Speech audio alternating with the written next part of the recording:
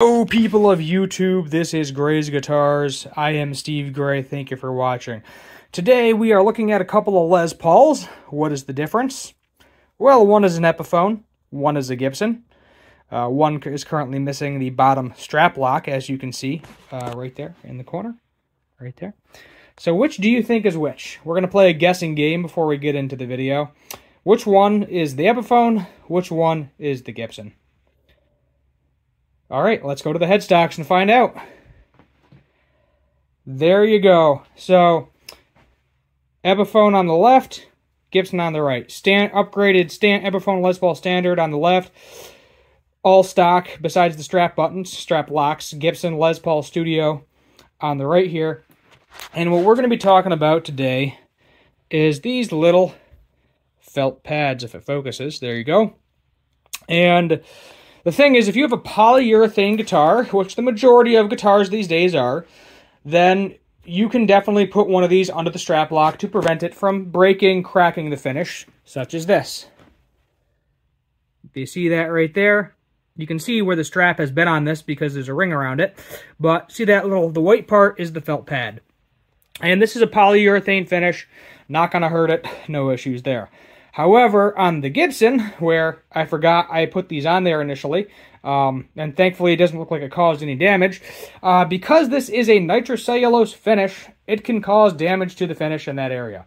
If you have a relic guitar, if you have an old beater, like this is a 1994, so not a big deal. But let's come around here and see if you can see where the strap button was.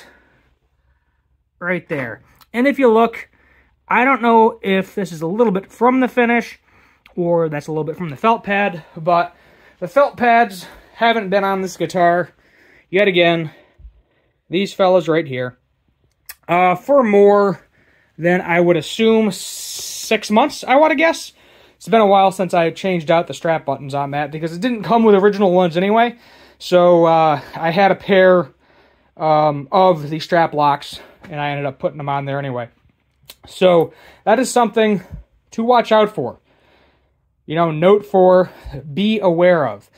Gibsons do not come with felt pads under the strap buttons. If you see them, I highly recommend just take them off. It doesn't take that much effort. You know, there's not a lot you got to do. Unscrew it. Literally just, I got a screwdriver right here, some screwdriver I got at a yard sale. That fits them perfectly fine. And take those things off. Because over time, it will eat away at the finish. It might get stuck to the finish. And if you ever have to replace those or somebody else has to replace those, it can lead to a major mess. So just make sure it's not super tight because obviously you don't want to mess up the wood or the finish of the guitar. But at the same time, if you do see them on there, just take it off. It's you know, you're one screwdriver away from fixing your problem. There's a reason brand new finishes do not have those on it. So yes, aesthetically I think it looks nice, especially on the Epiphone, because you know, you got the white binding, you got the cream pickguard, the cream everything, so a little bit of white there is aesthetically pleasing. But even if it is aesthetically pleasing, do not do it on a nitro guitar, because you will mess up your finish. I don't think I've ever seen a video addressing this whatsoever. It's 50-50 because depending on the material of the felt pad, you know, these have been on there for a little while at this point, and I don't think this really messed up the finish at all whatsoever. But I could be wrong. Maybe it did. Maybe that's why there's a little bit of an indent there. But at the same time, your strap button is also going to indent it. So essentially, if you don't want to look at it, if you got a brand new one and you're thinking about changing out the strap buttons for strap locks or something, just be aware you don't need a felt pad. Just do it manually with your hand so you know exactly how tight you're putting the screw in there. And take your time so you don't crack the finish or the area around it, and you'll be perfectly fine. So just short video today, nothing super long. I just thought about that because I have a higher end Gibson that I was like, oh, I'm going to take felt pads off of this one and put them on that one. And then I was like, maybe I should look into this first because nitro finish. And a lot of forums, a lot of red flags, a lot of don't do it. You know, some people are like it doesn't matter. Some people are like don't do it. And I would say it doesn't hurt the guitar for it not being there. And 9 out of 10, if you do end up hurting the finish a little bit, you're not going to see it anyway because it is under the strap button. So, you know, as I said, Les Paul Studio, this is a little bit of a beater guitar. It doesn't really matter.